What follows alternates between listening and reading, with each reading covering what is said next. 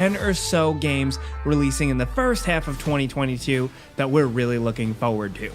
Starting off with number 10, Tiny Tina's Wonderlands. We've talked about this one already quite a bit since it was just announced a few months ago. Essentially what this is a big blowout of previous Borderlands DLC that played with this whole concept of Tiny Tina, the zany side character, doing her own kind of fantasy adventure tabletop game. So here what you have is a new Borderlands game set in a completely different environment with a kind of medieval, weird, mystical fantasy vibe to it. The weapon types seem totally different, the enemies seem totally different, just the overall flow and loop of the game, and the map seems to be different and more fantasy RPG focused, and it already looks like it's gonna be fun. If you're a Borderlands fan, you're probably digging what you're seeing. If you're not a Borderlands fan, the humor might still rub you the wrong way, but props to them for doing something different here. As of right now, Tiny Tina's Wonderlands is releasing March 25th, 2022.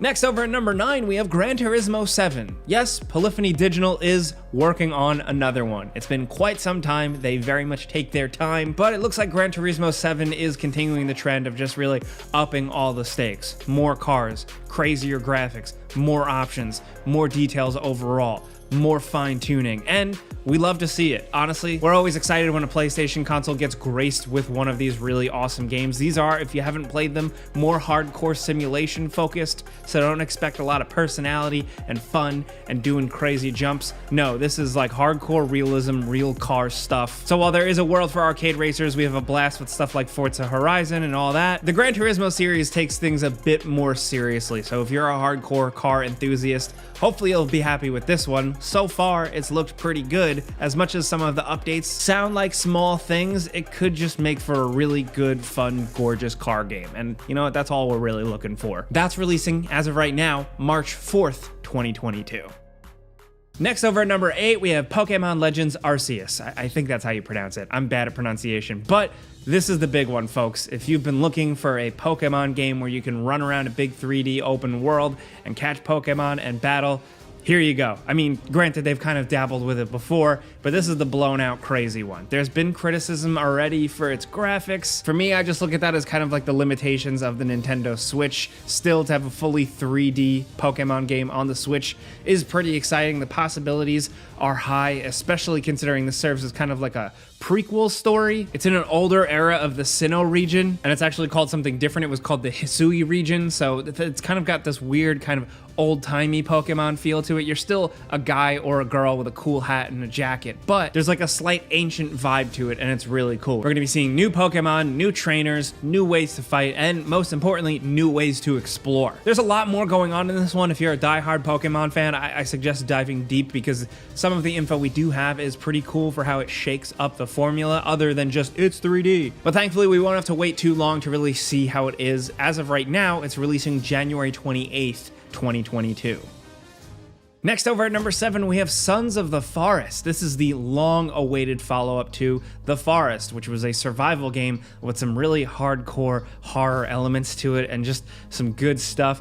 Sons of the Forest, interestingly enough, is hotly anticipated by Forest fans, but we don't know too much about it. It does look to be like a kind of new spin on what the original set up. You're once again stranded, you're using items, you're building shelter, and you're defending yourself from really creepy forest creatures. I actually like that they haven't shown off this game too much. I prefer the kind of less is more style, especially for a game where you might already be like, yeah, I'll check that out regardless. Because they've been so dark for so long and so quiet, I'm hoping that they took the money from the original game and really went hard here and are gonna give us something absolutely amazing. You know, that's of course just me armchair speculating, but there's some cool potential. And we'll find out if that release date holds because right now it's set for May 20th, 2022.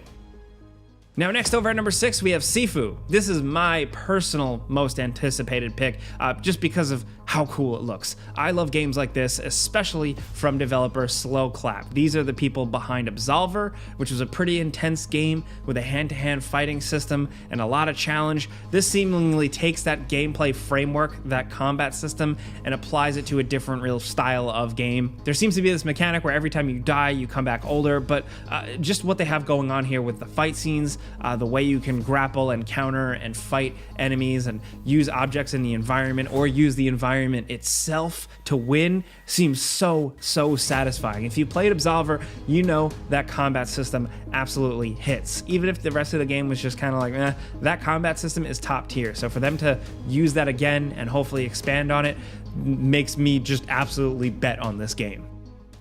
Next, over at number 5, we have Forspoken, which is the Square Enix action-adventure RPG that obviously looks like a really gorgeous tech demo, but is starting to reveal itself as a full game. At the time of making this video, a bunch of new gameplay videos have dropped, and it seems interesting. It's still a bit too early to tell, but the concept of you just kind of being a regular girl thrust into this weird fantasy world and using these cool powers, it's kind of almost like Infamous, but like you're a mage casting magic, seems pretty cool. Not to mention the fact that like just the visual style, the dialogue, the music, the art direction, all of that seems to be top tier, big budget AAA stuff. We're just hoping that the actual meat of the game, the gameplay, the exploration, and that story can really live up to what on the surface looks pretty cool. Forspoken is releasing on PC and PS5 as of right now. The news reports that it is a 2-year PlayStation exclusive, and we'll be playing that May 24th, 2022. Next, over at number 4, we have Stalker 2: Heart of Chernobyl. Now, the Stalker series is an absolutely legendary PC series. It's what a lot of PC gamers think of immediately when you think of the early 2000s games, and just how it pioneered open world kind of survival horror resource management stuff in like a fun post-nuclear disaster world, and it seems like they're doing it again, but this time with a crazy budget and sick graphics. Recent videos with this thing running in Unreal Engine 5 look absolutely insane. We've seen little glimpses of gameplay with some combat versus human and mystical otherworldly things, including weapon attachments, using items. And if this is anything at all like the original Stalkers, it should make for a really tense experience. And now, thankfully, it has the graphics and really the mood and the atmosphere to really fill in the blanks and sell what made the original game so special. There's still time to play the originals if you never have, but we'll know for sure if this one is legit when we play it April 28th, 2022. Next, over at number 3, of course, you know we were going to mention it, Dying Light 2. After so many delays, it seems like they finally got it locked in. And, you know, the long story short, the reason why we're excited for Dying Light 2 is because we like the original game so much. Not only was it just a good old solid adventure open world game that kind of took the zombie formula and spun it on its head, but it was also supported with a ton of cool post-release content. And it was like the game gift that kept on giving. Now with Dying Light 2, it seems like it's taking that fun core gameplay framework with the parkour and the action and the violence and adding a lot more RPG and story elements to it. You making decisions on how to help out these micro-civilizations that have cropped up after the viral outbreak. It looks like it's very much trying to do ambitious things with your decisions, and who you help and what you do will actually change how these societies or these factions work. Not to mention the parkour moveset has also been upgraded, and there's only melee weapons. There's no emphasis on guns because we're so far past the original Outbreak that things are kind of broken down now. We're pretty pumped. We've talked this one to death, and thankfully, hopefully, we'll finally be playing it February 4th, 2022.